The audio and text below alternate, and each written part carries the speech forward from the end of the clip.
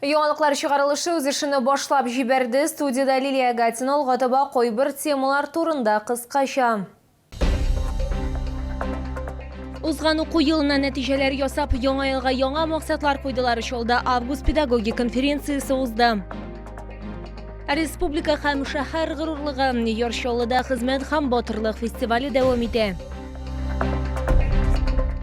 Традицияләр һәм технологиялар Чолы шәһәре мәгарифен үстерү векторы август педагогик конференциясе нәкъ менә шушы темага багышланган иде. Анда узган уку елына йомгак ясалды.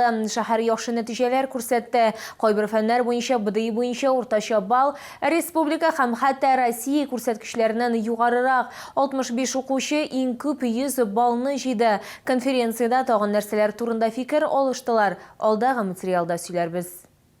Соңгы елларда Чолда 11 мәктәп һәм 20 балалар бакчасы төзелде. 107 мәгариф объектына капиталь ремонт ясалды. Әмма мәгариф идарәсе башлыгы сүзләренчә яңарту үткәрергә кирәк булган биналар да бар әле. В этом году отремонтированы 4 школы, 6 пищеблоков, 2 детских сада и общежитие политехнического колледжа. При этом потребность в ремонте, в обновлении инфраструктуры остается значительной. В ремонте по-прежнему нуждаются 57 детских садов, 11 школ и 2 общежития. 2022 елда безнең балалар бакчасы капиталь ремонттан соң якты матур бинага үрелеп, тәрбияләнүчеләр өчен үзенең ишекләрен ачты. Заманча җиһазландырылган төркемнәр, уңайлыклары булган өстәмә белем бирү бүлмәләре барлыкка килде. Бакча территориясе шулай ук танымаслык үзгәреп, кече архитектура формалары белән тулыландырылды. Имеем возможность 100% устройства детей в детские сады в возрасте от 1 года. Не каждое муниципальное образование, не каждый город Российской Федерации имеет такие показатели. Татарстанда мәгариф учреждениесен төзү һәм ремонтлаудан тыш 9-нчы сыйныф укучылары арасында эксперимент үткәрелә. Мәсәлән, чыгарылыш сыйныф укучылары 4 предмет турына 2 фәннән генә имтихан тапшыра ала. Автокалада мондый хокуктан 470 кеше файдаланды. Прием по 2 ОГЭ – это реальная возможность для школьников получить профессию. Конференциядә өйдә белем бирү темасында игътибарсыз калдырмадылар. Республиканың мәгариф һәм фән министры Илсур Хадзиуллин сүзләренә караганда, хәзер 5000-нән артык бала гаиләдә белем ала, шуларның 753 чолылар. Не надо думать о том, что если ребенок ушел из нашей школы, открепился, не надо думать, что мы за него не отвечаем. Не дай бог что-нибудь случится, где учился, в каком классе, куда должен был пойти, почему работа не была проведена с родителями, почему их не контролировали, не приглашали на КДН, на РКДН, на любой комиссии. Әпет конференция күңелле мизгелләр белән тәмамланды. Мәгариф өлкәсенең иң яхшы хезмәткәрләренә бүләкләр тапшырылды. Лилия Гатина, Илмира Гайнетдинова, Фәнис Иксанов, Яңалыклар. Республика һәм шәһәр горурлыгы Йоршолда хезмәт һәм батырлык фестивале дәвам итә. Онда Татарстан Республикасының электрон мактау тактасы проектында катнашучыларны хөрмәтлиләр. Шатлык яшьләр үзәгендә мактау тактасына кертелү турында таныклык тапшыру тантанасы булды. Безнең төшерү төркеме дә Чолының горурлыгы белән аралашты. Бәйрәм эшчеләрне һәм инженерларны, табибларны һәм педагогларны, төзүчеләрне, хезмәт һәм гаилә династияләре вәкилләрен, ветераннарны һәм СВОда катнашучыларны берләштерде. Бүләкләнүчеләр арасында Гөлназ Хисамиева да бар. Медицина хезмәткәрләре династиясеннән 20 елдан артык стажлы табиб. Скоро день рождения, как раз был большой сюрприз для меня и для моих родителей. Мне очень приятно, я очень рада. Пусть будет побольше таких вот наград, праздников, это здорово. Танылган кешеләр арасында Татарстан Республикасының атказанган укытучысы Ноэль Гайнуллин һәм 25 еллык стажы булган социаль хезмәткәр Алия Абдуллина. Я тоже этим горжусь, моя семья, мои дети, супруг. Все мы работаем на благо города нашего, наших обслуживаемого персонала. Да, я обслуживаю инвалидов, престарелых, людей, которые нуждаются в постоянном постороннем уходе. Когда предложили и пригласили на такой торжественный вечер, я, конечно, очень рад, горд тем, что нашли или увидели действительно работу учителя, который в общем-то отдает все детям. Проектта катнашучыларны дәрәҗәле кунаклар котлады.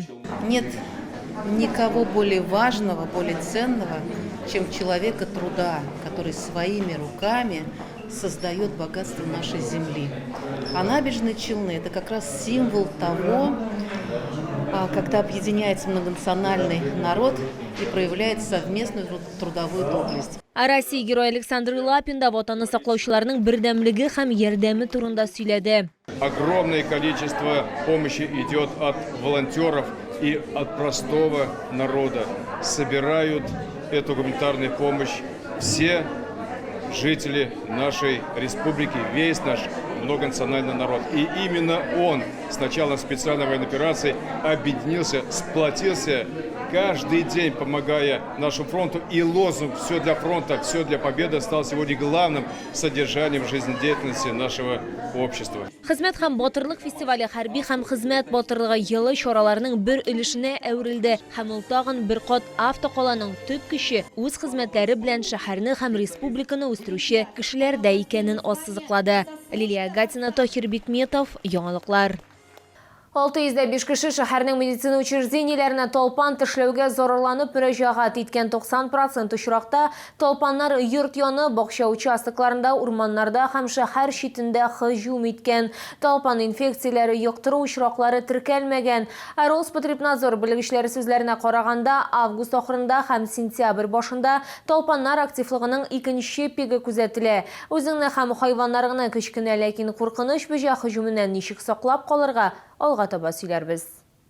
Марина Срежованы быел май айында талпан тешләгән ул Уралга һәм Башкортстанга киткән була. Өйгә кайтканда корсак өлкәсендә уңайсызлык сизеп ала. Чешу не проходит.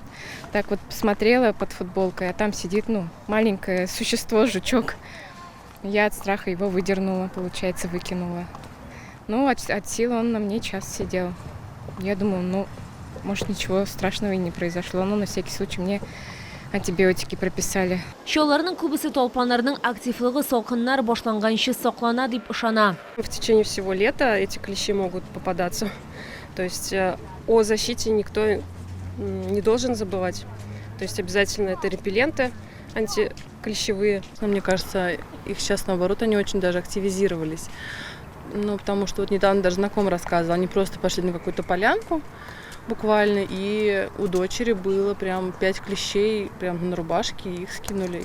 То есть это вот буквально было неделю назад. Талпаннар болытлы салкынча һава торышында айручы актив дип кисәтә Роспотребнадзор хезмәткәрләре. Ә менә эсселек киресенчә аларга начар тәэсир итә. Алар кешеләргә һәм хайваннарга иртәнге сәгатьләрдә һәм төштән соң һөҗүм итәләр. Шуңа күрә урманга бару өчен иң куркыныч вакыт 11 сәгатькә кадәр һәм 16 сәгатьтән соң. Чтобы предупредить укусы клещей, собираясь в лес, на рыбалку, в поход, по грибы, ягоды, наденьте брюки, заправив их в носки, рубашку заправьте в брюки. Воротник и рукава у запястья должны плотно прилегать к телу. Башка косынка, фуражка яки берет кияргә кирәк итәннең ачык өлешләренә, кием кырыйларына, җиңәрчә, якага, ширкиләрне яки талпаннарны куркыта торган сыйклы һәм паста сөртергә киңәш ителә. Шулай ук талпанга сукмаклар буйлап йөрергә, биек үләннәрдән, куаклардан сакланырга кирәк. Ә иң нәтиҗәле чара булып вакцинация тора дип хәбәр итә Роспотребнадзор хезмәткәрләре.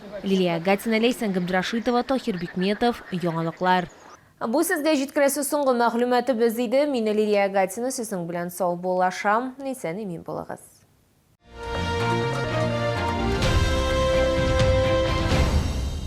Приглашаем на прием к врачу-офтальмологу из Чебоксарской клиники по всем заболеваниям глаз. Запись по телефону 32 27 22.